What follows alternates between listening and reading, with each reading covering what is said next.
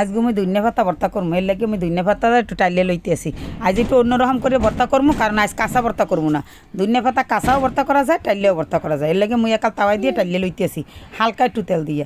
আর দিছি লাগে কাঁচামরিচটাও টাইলে এলাম, লইছি পেঁয়াজও টাইলে লম, পেঁয়াজ টাইলে আবার রসুন টাইলে তারপর ভর্তা করবো।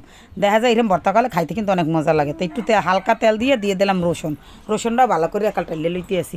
এখন এই দেখেন ভালো করে কাঁচামরিচটা পেস্টে বাটিয়ে লইতে আসি। মুই এখন ধনিয়া পাতাগুলো বাটিয়ে ভর্তা করবো। এই প্রসেসের ভর্তা অনেক মজা, বাজ্যে খাইলেও খুব ভালো লাগে, আবার কাঁচাও খাওয়া যায়, যে যেই রকমের খায়। মোরা কিন্তু এরকম বাজ্যেও ভর্তা করি, কাঁচাও করি। তাই এই তো ভর্তা করলাম। এখন আল্লাহ ভর্তা হয়ে গেছে, আমি ভর্তা দিয়ে ভাত খামো। তাই এই যে দেখেন ভর্তাটা বাটা হয়ে গেছে, খুব সুন্দর হয়েছে ভর্তাটা। কালারটা যেমন দেখতে সুন্দর, খাইতেও কিন্তু সেইরকম মজা হয়েছিল। তাই এই তো এখন ভাতটা খাই লইলাম, ধনিয়া পাতা ভর্তা আর গরম গরম ভাত একেবারে এক প্লেট ভাত খাইয়ে লইলাম। খাইতে কিন্তু সেই মজা হয়েছিল।